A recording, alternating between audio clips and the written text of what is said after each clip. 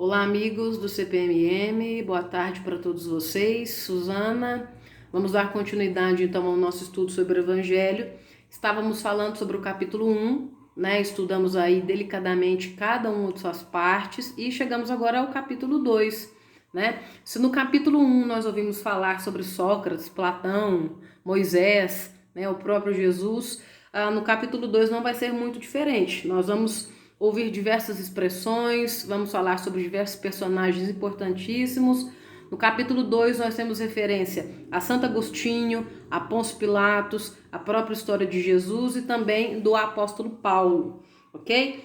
O capítulo 2 especificamente do Evangelho sobre o Espiritismo, segundo o Espiritismo, ele fala da vida futura, né? Partindo do pressuposto de que todos nós, espíritas, espiritualistas, né, acreditamos em reencarnação, essa encarnação então que vivemos agora no planeta Terra seria a menor de nossas vivências, né? E aí é questionado a respeito do nosso apego material, dessa necessidade que nós temos de entender o planeta Terra como única moradia, né? Não vivemos a ponto de acreditar que o meu maior momento ou a minha maior vivência será na pátria espiritual e fico muito apegada aos bens materiais. Então, em linhas gerais, o que é discutido no capítulo 2 é sobre isso. Nos personagens que são citados, nós temos uma referência direta a Santo Agostinho, né? Eu já havia mencionado em vídeos anteriores, mas vou falar sobre Agostinho um pouco. Agostinho é chamado de Santo Agostinho de Hipona, né? Mas na verdade ele nasceu em Tagaste e é o único dos filósofos que nós temos referência com esse nome, né? Que o nome muda apesar do local da pátria, o nascimento dele ser diferente, né? Então, quando vocês lerem qualquer obra de Santo Agostinho, vai estar Santo Agostinho de Hipona, mas na verdade Agostinho nasceu em Tagaste, ok? Uma curiosidade, às vezes as pessoas têm dificuldade de entender quando usam santo ou são. Quando o nome, né, da divindade começar com uma vogal, como é o caso do Agostinho, é santo. Santo Agostinho, Santo Antônio, e quando começar com uma consoante é São Pedro, São Paulo, São João, ok? Só uma brincadeirinha, gente. Então vamos lá. Agostinho, aí no capítulo 2 especificamente, ele fala a partir do momento em que ele tem o entendimento da vida na pátria espiritual. E aí, a partir desse momento, ele faz uma diferenciação com relação aos tempos. Ele não entende mais tudo, né, como passado, presente e futuro. Agostinho só pensa agora em uma única noção, que é o presente. O presente do passado se chama memória, o presente do presente se chama visão e o presente do futuro se chama expectativa. Ou seja, eu preciso compreender, né? Eu tenho que reativar a minha memória para conseguir viver agora numa base moral melhor, para que o meu futuro, ou seja, a expectativa que eu carrego, para que ela seja a melhor possível. Quando no capítulo 2 ouvimos falar sobre Paulo, fala exatamente do momento da iluminação divina, né? Paulo, na verdade, chamava-se Saulo. Eu falei isso, inclusive, na última live, né? Quando falávamos sobre vaidade. Ele é um exemplo claro disso. E Saulo era um perseguidor ferrenho dos cristãos, né? Até que um dia, em uma de suas perseguições, ele ouve a seguinte frase: Saulo, por que me persegues? E aí ele entende que aquela luz, né, que está falando com ele, que está ali fazendo referência a ele naquele momento, né, é a luz de Deus. Então, a partir daquele momento, ele pede perdão e muda de atitude, muda o seu comportamento, né? E aí ele passa a se chamar Paulo, né? Já que os judeus tinham o hábito de colocar os nomes de acordo com as características físicas. E aí Paulo quer dizer aquele que se vê pequeno. Quando fala sobre a vida futura, né, no capítulo 2, o Kardec faz menção a essas figuras, porque quando Jesus é questionado por Pilatos, né, no momento que ele é preso, ele é questionado por Pilatos, o Pilatos pergunta: sois rei? Né? O povo diz que é rei, ou você diz que é rei, ele diz: não, meu reino não é daqui. Então vejam bem que Jesus já fazia várias referências a ideia da pátria espiritual. Meu reino não é daqui. Observem a frase: eu sou o caminho, a verdade e a vida. Quem crê em mim viverá para sempre. Ou seja, é importante que nós possamos compreender essa nossa migração, não é? Esse momento em que nós vamos deixar a pátria material e vamos ascender para a pátria espiritual. E de que forma isso acontece? Às vezes a gente tem um medo muito grande, né? Eu tenho medo, sou espírita, mas eu tenho medo de espírito, né? Sou um bandista, mas eu tenho medo de entidade, ou qualquer coisa assim. Isso é muito comum, né? Mas é importante entender essa pátria espiritual. Então o espiritismo vem para quê? O capítulo 2 é muito categórico com relação a isso. Ele vem para dar sustentação, ele vem para dar base, ele vem para ser descritivo com relação a isso. Olha, a pátria espiritual é desta e desta forma. Acontece isso e isso e aquilo. Ele orienta, ele esclarece a população de uma maneira geral, né? Quando a gente tem contato com as obras espíritas, por exemplo, para quem leu a trilogia lá do Tambores de Angola, né? O Tambores de Angola, o Aruanda e o Corpo Fechado.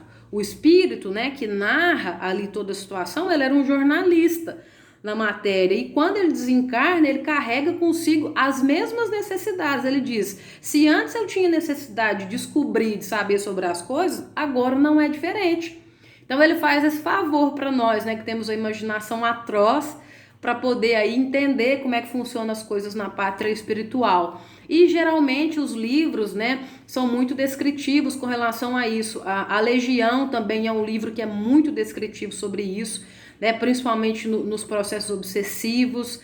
Se nós vamos ler aí os livros do Chico, né, também Nosso Lar, depois inclusive virou filme, né, nós temos ali uma ideia de como é que as coisas acontecem na pátria espiritual. Aruanda também é muito descritivo, né, de mostrar local, como as entidades ficam, que às vezes a gente fica com essa dúvida, né, será onde que é o local, né? Há um campo específico onde o meu guia fica no momento que ele não está atuando comigo, né, quando eu não estou trabalhando espiritualmente dentro do centro onde eu atuo, sempre surgem essas dúvidas, né? Então, a partir do momento que o Kardec narra isso no capítulo 2, né, ele mostra essa necessidade que o espiritismo tem, né, que Jesus tem essa missão de formar a base moral, e aí nós vamos evoluindo, né, o complemento da ciência com a religião e a evidência das coisas. Tudo é colocado de forma muito tranquila, tudo é colocado de forma muito evidente, para que não haja dúvida com relação à morada na pátria espiritual. Nós temos aqui na nossa vida na matéria esse apego gigantesco, né, e essa dificuldade muito grande que às vezes é comum que nós possamos aí ouvir em terapias de desobsessão, quando as entidades falam do apego material. Eu não quero deixar, ou eu não aceito que eu desencarnei, né? Aquela terra é minha, ou estão mexendo nos meus bens, aquilo era meu. Então mostra esse apego que nós temos às coisas materiais.